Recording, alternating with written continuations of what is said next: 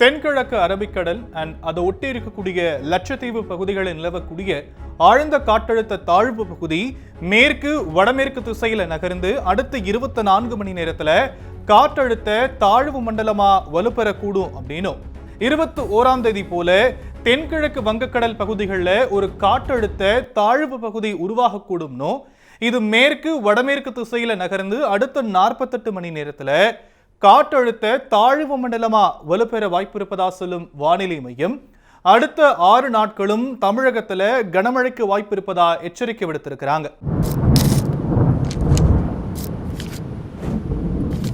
வடகிழக்கு பருவமழை தீவிரமா இருந்ததா சொல்லும் வானிலை மையம் 20ஆம் தேதி என்னென்ன மாவட்டங்களுக்கு என்ன அலர்ட் கொடுத்திருக்கிறாங்க அப்படிங்கறத இப்ப நாம பார்க்கலாம். செங்கல்பட்டு, விழுப்புரம், புதுச்சேரி, கடலூர், மயிலாடுதுறை, காரைக்கால், நாகப்பட்டினம், திருவாரூர், தஞ்சாவூர், புதுக்கோட்டை, சிவகங்கை, ராமநாதபுரம், விருதுநகர், மதுரை, தேனி, திண்டுக்கல், திருப்பூர், கோயம்புத்தூர், நீலகிரி ஈரோடு ஆகிய மாவட்டங்கள்ல கனமழைக்கான எல்லோ அலர்ட் கொடுத்திருக்கிறாங்க.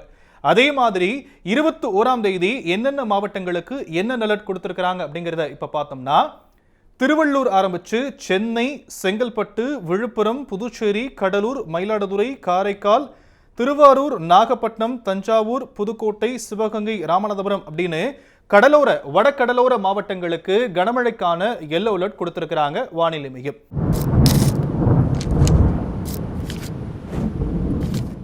அதே மாதிரி 22ஆம் தேதி திருவள்ளூர், சென்னை, ராணிப்பேட்டை, வேலூர், காஞ்சிபுரம், செங்கல்பட்டு, திருவண்ணாமலை, திருப்பத்தூர், விழுப்புரம், புதுச்சேரி, கள்ளக்குறிச்சி, கடலூர், மயிலாடுதுறை, காரைக்கால், திருவாரூர், நாகப்பட்டினம், தஞ்சாவூர், புதுக்கோட்டை அப்படின்னு வட மாவட்டங்களை முழுசா போக்கஸ் பண்ணி எல்லோ அலர்ட் கொடுத்திருக்கிறாங்க வானிலை மையம். இந்த பகுதியில் எல்லோ அலர்ட் கொடுக்கப்பட்டிருக்கு. அதே மாதிரி 23ஆம் தேதி ஒரு சில மாவட்டங்களுக்கு ஆரஞ்சு அலர்ட் ஒரு சில மாவட்டங்களுக்கு எல்லோ அலர்ட் கொடுத்திருக்கிறாங்க. ஆரஞ்சு அலர்ட் அப்படிங்கிறது மிக கனமழைக்கான அதிகனமழைக்கான வாய்ப்பு இருப்பதாக குறிப்பிடப்பட்டு கொடுக்கப்பட்டிருக்கு. அது எந்தெந்த மாவட்டங்கள் அப்படின்னா திருவள்ளூர், சென்னை, காஞ்சிபுரம், செங்கல்பட்டு, ராணிப்பேட்டை, வேலூர் ஆகிய மாவட்டங்களில் அதிகனமழைக்கான ஆரஞ்சு அலர்ட் கொடுத்திருக்கிறாங்க. அதே மாதிரி கிருஷ்ணகிரி, தருமபுரி, திருப்பத்தூர், திருவண்ணாமலை, விழுப்புரம், புதுச்சேரி ஆகிய பகுதிகளில் கனமழைக்கான எல்லோ அலர்ட் கொடுத்திருக்கிறாங்க. அதுக்கு அடுத்த நாளான 24ஆம் தேதி கிருஷ்ணகிரி, திருப்பத்தூர், வேலூர் ஆகிய மாவட்டங்களில் அதி கனமழைக்கான ஆரஞ்சு அலர்ட் கொடுக்கப்பட்டிருக்கு. எல்லோ அலர்ட் அப்படிங்கிறது திருவள்ளூர், ராணிப்பேட்டை, சென்னை, காஞ்சிபுரம், திருவண்ணாமலை, தருமபுரி, ஈரோடு, நீலகிரி, கோயம்புத்தூர் ஆகிய பகுதிகளுக்கு மிக கனமழைக்கான எல்லோ அலர்ட் கொடுத்திருக்கிறாங்க. இதுக்கு அடுத்த நாளான 25ஆம் தேதி நீலகிரி மாவட்டத்துக்கு மட்டும் ஆரஞ்சு அலர்ட் கொடுக்கப்பட்டிருக்கு. மற்ற மாவட்டங்கள் அப்படின்னா கிருஷ்ணகிரி, தருமபுரி, சேலம், கோயம்புத்தூர் ஆகிய பகுதிகளில் கனமழைக்கான எல்லோ அலர்ட் கொடுத்திருக்கிறாங்க வானிலை மையம்.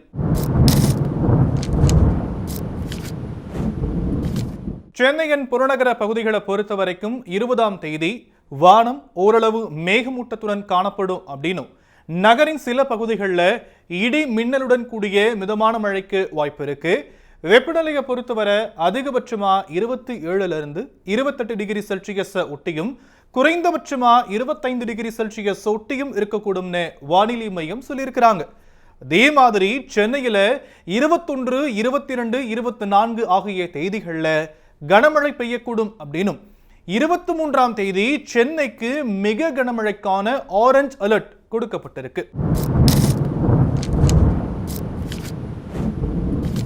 மீனவர்களுக்கான எச்சரிக்கையை பார்த்தோம் அப்படின்னா ஆழ்கடல்ல மீன்பிடித்துக் கொண்டிருக்கக்கூடிய மீனவர்கள் 21ஆம் தேதிக்குள்ள கரைக்கு திரும்ப வானிலை மையம் எச்சரிக்கை விடுக்கும் நிலையில அடுத்த 5 நாட்களுக்கு மீனவர்கள் கடலுக்கு செல்ல வேண்டாம் அப்படின்னு அறிவுறுத்தி இருக்கிறாங்க.